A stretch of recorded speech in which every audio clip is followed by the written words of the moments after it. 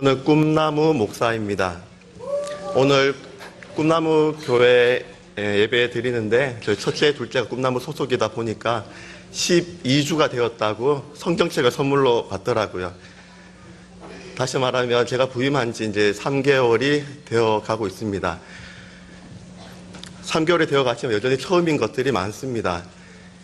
첫 이제 부임하면서 설교했던 곳이 이제 오찬양 예배였지만 동훈 예배실에서 이제 말씀을 전했고, 오늘 이렇게 본당에서 2층에서 예배 드리는 것은 오늘이 이제 처음입니다.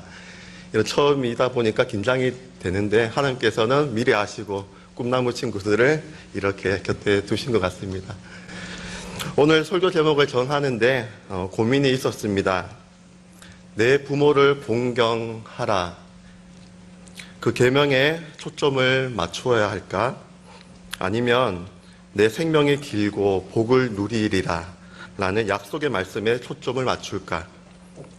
고민을 거듭하다가 설교 제목을 그리하면이라고 정했습니다. 조금만 더 살을 붙이자면 내 부모를 공경하라, 그리하면. 예수님을 믿는 그리스도인들이나 예수님을 모르는 세상 사람들이나 부모 공경은 자식이라면 마땅히 행할 도리인 것을 압니다. 그렇다면 예수님을 믿는 그리스도인들은 그들의 부모 공경은 세상 사람들과 비교해서 어떻게 달라야 하겠습니까? 첫째로, 부모 공경이 인간의 도리, 자식의 도리, 바로 나로부터 시작되는 것인지, 아니면 내가 아닌 나로부터 시작하는 공경이 아니라 하나님으로부터 시작하는지가 중요합니다. 오늘 본문의 전반절을 제가 읽어드리도록 하겠습니다. 신명기 5장 16절 전반절 말씀입니다. 너는 내 하나님 여호와께서 명령한 대로 내 부모를 공경하라. 너는 내 하나님 여호와께서 명령한 대로. 하나님께서 명령하셨기 때문에 우리는 부모를 공경해야 합니다. 십계명이 무엇입니까? 하나님께서 친수로, 친히 손으로 기록해 준 계명, 명령입니다. 그만큼 하나님의 자녀라면 반드시 지켜야 할 10가지 계명을 우리에게 주신 것입니다. 지켜도 되고 지키지 않아도 될 명령이 아니라 반드시 마땅히 지켜야 할 계명이라는 것이지요. 디모데전서 5장 8절 말씀입니다.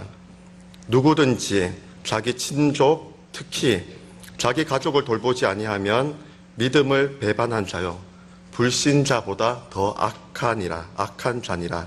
아멘. 친족, 특히 자기 가족을 돌보지 아니하면, 좀 더 범위를 추각해 보면 이렇습니다. 가족, 특히 자기 부모를 돌보지 아니하면 믿음을 배반한 자요 불신자보다 더 악한 자니라. 저의 지난 삶을 이제 설교를 준비하면서 되돌아보았습니다. 바로 저의 삶이 믿음을 배반한 자요 불신자보다 악한 자였습니다. 10년 전에 소명을 받아 이 안동 땅을, 본토 친척 아비 집을 떠나 사역자로 살아갔지만 하나님께서는 저를 다시 본토 친척 이곳 안동으로, 아버지 집으로 돌아오게 하셨습니다. 지난 시간을 돌아보면 부모님께 늘 걱정과 근심, 더 나아 아픔을 끼쳐 드렸던 저의 모습입니다. 고루반의 삶이었습니다. 하나님을 바라보며 사역만 열심히 하면 부모님은 하나님께서 책임져 주시겠지, 그 믿음을 더하여 주시겠지. 그러나 아니었습니다. 믿음은커녕 오히려 불신만 키워드렸습니다. 하나님을 핑계 삼아 부모님에 대한 의무를 다하지 못하였습니다. 복음서 중에 누가복음은 특별히 예수님의 유년 시절을 다루고 있습니다. 한번 이런 일이 일어났습니다. 아이 예수를 잃어버렸습니다. 우리 부모님들은 이제 마트에서 잠깐만 아이가 눈에 보이지 않아도 얼마나 걱정이 됩니까? 아이 예수를 잃어버리고 찾는데 3일 동안이나 찾는데 아이를 못 찾았습니다. 결국 예루살렘에 남아있던 아이 예수를 찾아내지요. 얼마나 애타게 찾았겠습니까? 3일 동안이나. 그런데 아예 예수가 하는 말이 과간입니다. 왜 찾으셨습니까? 성전에 있어야 될 줄을 몰랐습니까? 그렇게 아예 예수는 아버지 집에 그대로 남아 계셨습니까? 아닙니다. 부모와 함께 집으로 돌아오셨습니다. 그리고 성경은 예수님의 유년 시절을 단 2마디로 표현하고 있습니다. 순종하고 받드시더라. 자, 예수님께서는 십자가에 달려 죽으시는 그 순간에도 땅에 남겨진 어머니에 대한 의무를 다하셨습니다. 사랑하는 제자 요한에게 어머니를 부탁하시죠. 보라, 내 어머니라. 부모를 공경하라는 것은 하나님의 계명, 하나님의 명령입니다. 예수님께서도 본을 보이셨습니다. 예수님처럼 부모님의 말씀에 순종하고 부모님께 끝까지 책임과 의무를 다하여 받드시는, 부모님을 공경하시는 자녀들이 될 수 있기를 간절히 바랍니다. 두 번째로 우리가 부모를 공경해야 하는 이유가 있습니다. 부모를 공경하라는 계명에는 유일하게 하나님의 약속이 담겨져 있기 때문입니다. 에베소서에서는 부모 공경을 약속이 있는 첫 계명이라고 하면서 내가 잘 되고 땅에서 장수할 것이라고 했습니다. 이스라엘에 많은 왕들이 있지 않습니까? 그 가운데 정말 잘된 하나님의 마음에 합한 자로 여겨졌던 왕이 있습니다. 바로 다윗 왕입니다. 다윗이 사울 왕을 피해 도망 다닐 때입니다. 지금 내 한 몸을 건사하기 힘든 이 지경에 아둘람 굴에 피해 있을 때 수많은 사람들이 다윗에게로 이제 다가옵니다. 그 중에는 부모도 있었습니다. 다윗의 부모는 어떤 사람이었습니까? 자, 사무엘이 이제 사울을 패하고 이제 왕을, 내가 점 찍어둔 왕이 있다고 이새에게 가서 그 아들 중에 왕이 될 자를 에게 기름을 부으라고 하였습니다. 7 아들이 다 나오지만 아니라고 합니다. 분명히 하나님께서는 말씀하셨는 이 가운데 왕으로 점 찍어둔 아이가 있다라고 했는데 다 아니라고 하는데, 그러면 당신의 아들이 이곳에 다 모였냐라고 그렇게 물었을 때 한 아이가 있습니다. 양치고 있습니다. 사무엘이 그 아이를 데려오지 않으면 나는 식사를 먹지 않겠다라고 말합니다. 아마도 이새는 그 아들이 여기에 있기를 원하지 않았던 것 같아요.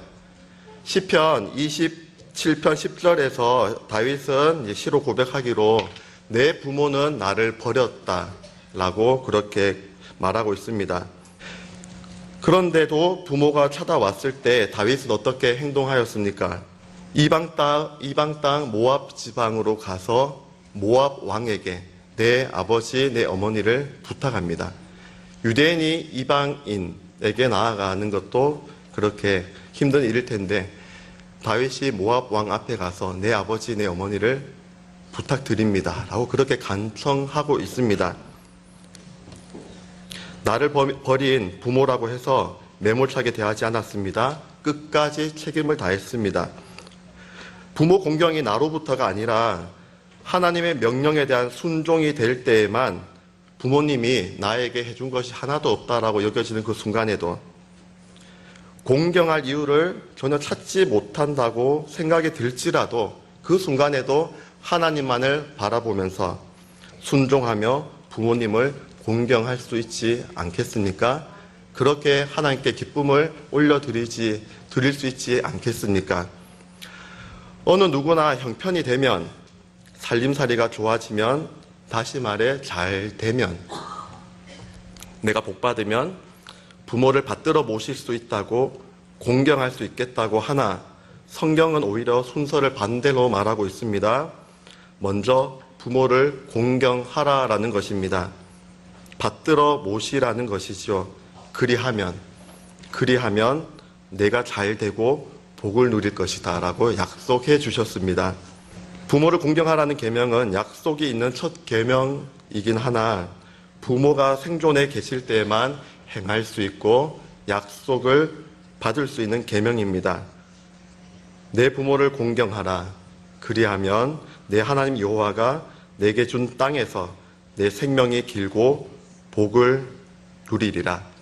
부모가 이 땅에 생존해 계실 때 그렇게 부모를 공경함으로써 그리하면 이어지는 그 약속의 복을 그 순종함으로 누릴 수 있는 저와 여러분이 될 수 있기를 간절히 바랍니다.